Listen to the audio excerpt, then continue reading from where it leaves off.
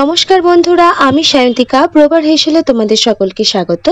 আজকে আমি তোমাদের সাথে যে মাছের ঝোলের রেসিপিটা শেয়ার করব, সেটা আমার বাবার খুব পছন্দের একটা মাছ। তো ভাবলাম একটু অন্যরকমভাবে বানানো যাক, কারণ বেসিক্যালি সর্ষে পোস্ত দিয়ে বা শিম বেগুন আলু দিয়ে এরকমভাবেই এই মাছটা বানানো হয়।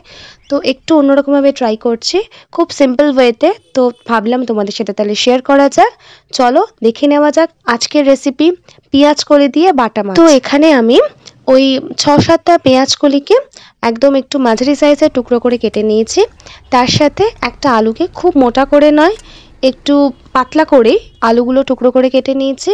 আর এখানে আমি 2টো টমেটো ব্যবহার করেছি, একটু মাঝারি আকারের টমেটো, যাতে একটু টকটক ফ্লেভার আসে। এবার প্রথমেই মাছগুলোতে নুন হলুদ মাখিয়ে নেবো, আর তারপর কড়াইতে পরিমাণ মতন সর্ষের তেল দিয়ে মাছগুলোকে একটু লাল লাল করে কড়া করে ভেজে নেবো।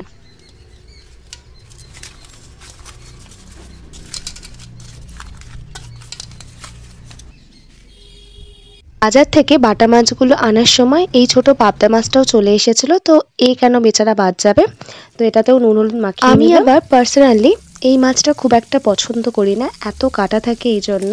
কিন্তু আমার বাবা আবার তার কাজের টাইমিংয়ের জন্য খুব একটা বাজারে যাওয়ার সময় পায় না, তো সেক্ষেত্রে বাজারটা আমার মাই করে। কিন্তু বাবা যেদিন বাজারে যাবে, যাই বাজার করুক না কেন, যাই মাছ আসুক না কেন, বাটা মাছটা তাকে কম্পালসারি আনতেই হবে। মাছগুলো ভাজার পরে কড়াইতে 1.5 টেবিল চামচ মতন তেল ছিল। এবার ওই তেলের মধ্যেই ফোড়নের জন্য 1/4 চা চামচ কালো জিরে দিয়ে দিলাম।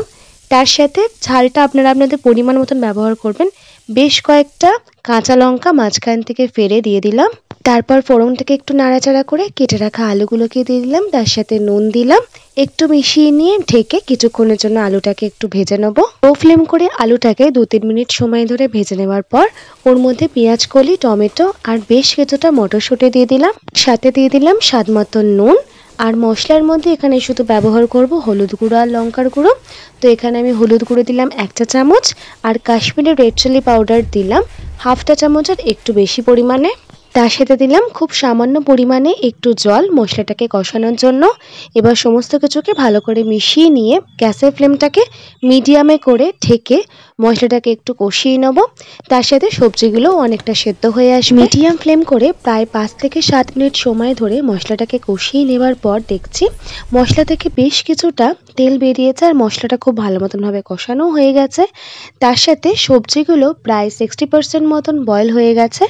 এবার ওর মধ্যে যে যতটা পরিমাণে ঝোল রাখতে চাও সে অনুপাতে জলের ব্যবহার করবে। তো আমি এখানে 1 কাপের একটু বেশি পরিমাণে জল দিলাম। এবার গ্যাসের ফ্লেমটাকে লো টু মিডিয়ামে করে ঝোলটাকে 5 থেকে 7 মিনিট সময় ধরে রান্না করে নেব। আর 5 থেকে 7 মিনিট সময় পর যখন দেখব সবজিগুলো একদম পারফেক্টলি বয়েল হয়ে গেছে, তখন ওর মধ্যে আগে থেকে ভেজে রাখা বাটা মাছগুলোকে দিয়ে দেবো। মাছটাকে দেওয়ার পর আরও 1 থেকে 2 মিনিট সময় ধরে ঝোলটাকে একটু ফুটিয়ে নেবো, একদম লো ফ্লেম করে কিন্তু ফুটিয়ে নেবো। আর ঝোলটা ফুটে এলে 1 চা চামচ কাঁচা সর্ষের তেল ব্যবহার করব। কাঁচা সর্ষের তেল ব্যবহার করলে কিন্তু এই ঝোলের টেস্টটাকে আরও ইনহ্যান্স করবে। আর তার সাথে আমার অল টাইম ফেভারিট ধনেপাতা। ধনেপাতা ছাড়া তো এই বাটা মাছের ঝোল একদমই ইনকমপ্লিট। ধনেপাতা দিয়ে গ্যাসের ফ্লেমটাকে একদম লোতে করে দিয়ে একটুখানি মিশিয়ে নিয়ে তারপর গ্যাসের ফ্লেমটা অফ করে কিছুক্ষণ স্ট্যান্ডিং টাইমে রেখে দিলেই একদম রেডি পেঁয়াজ কলি দিয়ে বাটা মাছের ঝোল।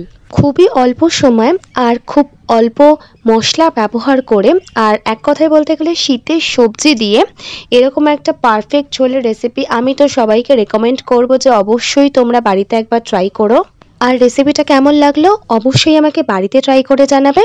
আমার চ্যানেলে নতুন বন্ধু হয়ে থাকলে চ্যানেলটি সাবস্ক্রাইব করে নেবার অনুরোধ রইল। পাশে থাকা বেল আইকনটি প্রেস করে নেবে, কারণ আমি চ্যানেলে যখনই নতুন কোনো রেসিপি শেয়ার করব নোটিফিকেশন তোমাদের কাছে চলে যাবে। আজকের মতন এই পর্যন্ত, আবার চলে আসবো নতুন কোনো রেসিপি নিয়ে তোমাদের সাথে শেয়ার করতে। ততক্ষণের জন্য টাটা।